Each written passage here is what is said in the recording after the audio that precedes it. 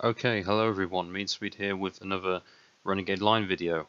So in this video, basically I'm going to be talking about the recent teaser video which showed gameplay leading up to the release of the Kickstarter, and I'll be breaking the video down and talking about various different things that were shown. Most of it was only shown for a few split seconds, so there's going to be a lot of screenshots. It's not just going to be slowed down bits because some of it is literally just you kind of have to pause to see it. But yeah, most of this is going to be relating to the talents, but I'm going to say, mention a few things as well at the end. But yeah, there were 6 talents shown in the teaser, 5 of which we've never actually seen before.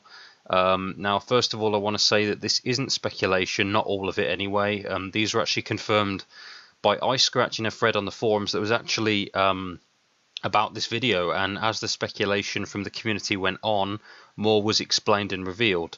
So to go from the first one that we saw, this is Meltdown, which we actually saw for the first time back in April.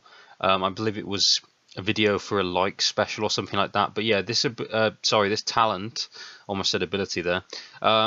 It's for the tank class, and in case you didn't know what it does, if you didn't see that video in April or whatever, then I'll recap it here. So it basically gives you ammo back for each explosive you absorb. So just think of it like IEG but ammo instead of health. And I think maybe when you level the talent up, it'll last longer and you can get more ammo back, something like that. Now, the next talent we can see is called Adrenaline, which allows you to give a speed boost to yourself and your teammates by putting down a glowing field. And the speed boost is applied when you walk over the field.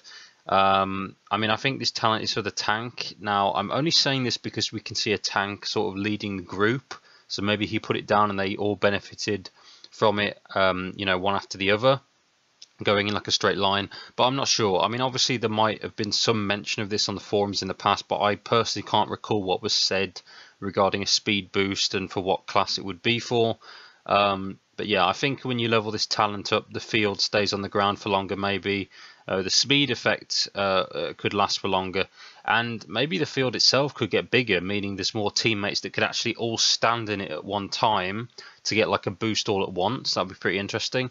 And we can also see like a yellow trail running behind each character that's affected. So if it wasn't obvious enough to you that someone's benefited from the talent, this is also a good indicator and a nice effect in my opinion.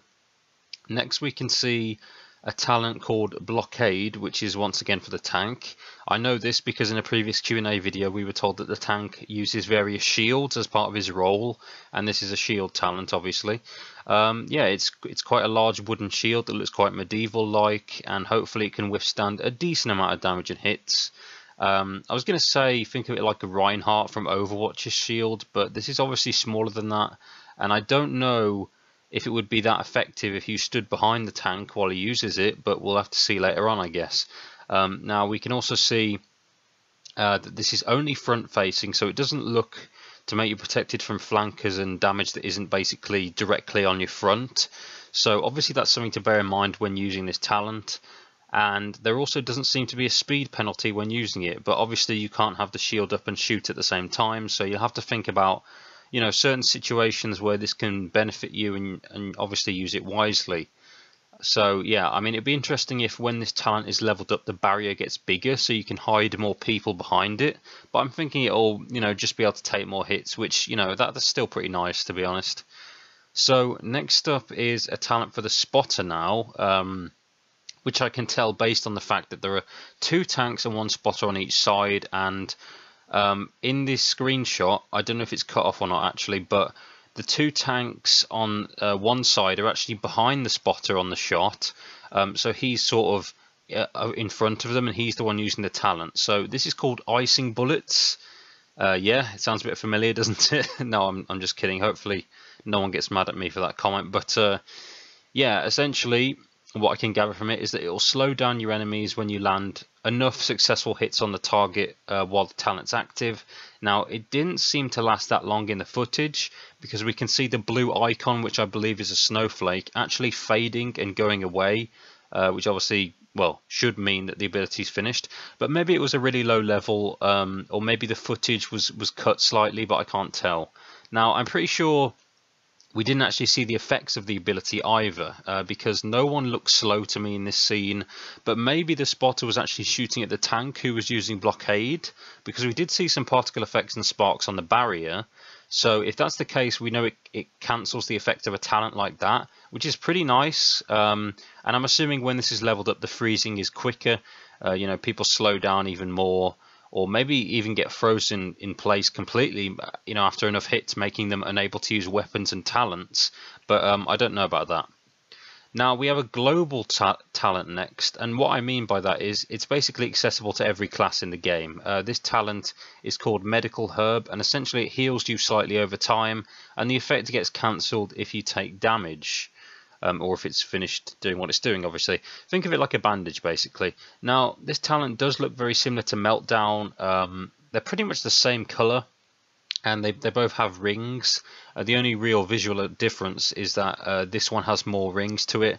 But I mean, hopefully in the future of development, one of the two can change slightly, either in shape or colour, because at the moment the similarities between them could confuse some people, especially, you know, inexperienced and new players. They won't really be able to tell the difference, visually at least. But yeah, I'm assuming when this gets leveled up, the healing is greater and the effect is longer, or maybe there's a chance you have to take more than a few hits to cancel the healing on really high levels. But that sounds a bit too good, so maybe that's an extreme idea. But yeah, the final talent we can see, which is actually in the same shot as the Medical Herb when that's being used, is actually the Revive talent. Now we've known about this for a while, that the spotter can revive teammates. So yeah, this is for the spotter, and we can see a field of light as someone is being brought back. Now, I don't know much about this, and I can't really make much out of the footage, but I think the spotter can potentially select dead teammates from a range and revive them instead of being near to them, because we can't see a spotter in this scene. Only a tank, who I later found out is actually on the enemy side to the guy being revived. So this is possibly not a talent where you need to be standing close to someone to revive them, which can make it very important and interesting if you don't have, you know, to make much of a journey to save some teammates, to get them back into the fight quicker. Though I don't know if it's a single use or a group use talent yet, but maybe it might just be for one person at a time. Although on the other hand, maybe when you level it up, you can revive more people at once. But obviously, I don't know. This is, you know, like I said, some of this is going to be speculation. But yeah, so yeah, guys, that was it for the talents. And I have to say, there was really quite a lot to talk about out of what, 30 seconds or less of footage. So yeah, I'm definitely pleased with that, and it's nice to see new talents and get a feel for what they might do and what they might be in preparation for the alpha, so we can go into it with at least a bit of knowledge at least. Now I just wanted to talk about a few more things that I noticed. First of all, we can see in the first scene a few clothing items that we've seen before. We have the pizza shirt, which I really like, but also this set on the spotter, which we saw quite a while ago as a drawing. So it's awesome to know that it's in the game for real now, and it's not just a sketch or a concept. We can also see that it's a 3v3 in the video, but don't let that fool you guys. The game has been confirmed to be an 8v8 game. I'm just assuming it was 3v3 here because not that many people could turn up on the day of recording this, and obviously you have the one person doing the filming and the free cam work as well. And Raw Vengeance aren't a massive team, so it makes sense that this was on a smaller scale than, you know, a normal match would be. Now, like I mentioned before, there are 2 tanks and 1 spotter on each side, and I sort of already thought this would happen, but basically these will be the only 2 classes available in the initial alpha phase, since the tank and the spotter were worked on the most and had the most dev time compared to the sniper class and the now named thief class. But that's fine with me. I mean, last year when I was first talking about the alpha, I was just thinking it would be so early of a stage as to just have 1 playable class. So it's nice that we have a bit of variety at least, and I'm interested to see team compositions in the alpha, you know, whether we want to have a whole team of tanks, you know, lots of spotters, or a nice balanced mix of the 2. So yeah, finally we can see a flag in the background of this scene, but it's neutral, so we can't see you know, it fully raised, and because of that we can't see the flag captured dome that was mentioned quite a few months ago. But yeah, I just wanted to point that out because I saw it. So yeah, guys, that was my analysis, I guess, of this pretty awesome teaser trailer, and I hope you're as hyped and excited for the Kickstarter and the alpha as I am. Anyway, thanks for watching, and I'll see you next time.